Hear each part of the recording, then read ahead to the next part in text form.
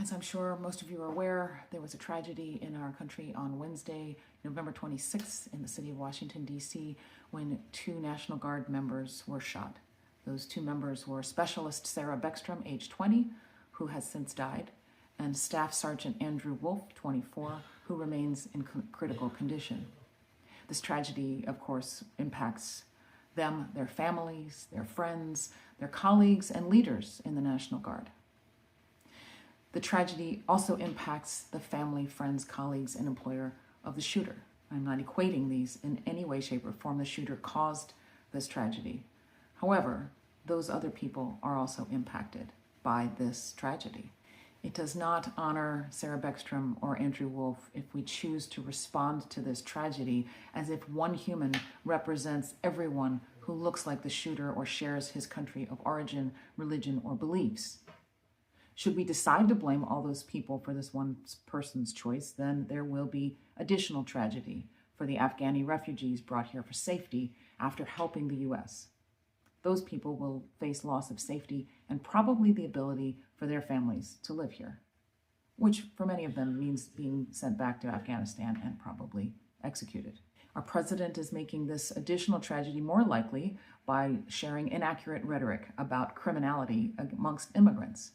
The National Bureau of Economic Research states immigrants have had lower incarceration rates than the U.S. born for 150 years. And since 1960, immigrants are 60% less likely to be incarcerated than U.S. born. The annual review of criminology finds that the perception that immigration breeds crime continues to falter under the weight of the evidence, which is to the contrary. Sarah Beckstrom and Andrew Wolf deserve dignity and respect and certainly did not receive it on that day. The National Guard service members deserve dignity and respect. They're navigating a very difficult situation. The people in the Guard are trying to do their job and are not the decision makers or deployers of unpopular policies. And if you think about due process in a larger sense, it's an evidence of dignity and respect for a human who does not represent a group of humans.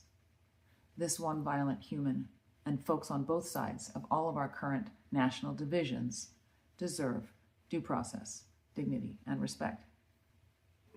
If you pray, please keep the families of Sarah Beckstrom and Andrew Wolf in your prayers, and perhaps also the family and friends that will be impacted by this action of this one Afghani immigrant. We, the people, can reject the attempts to further divide us. We, the people, can recognize the actions of one immigrant as the actions of one immigrant. We, the people, can and must use protest, boycotts, voting, and other forms of non-violent action to make our voices heard, all while conserving the ability to address tragedy with compassion and reason.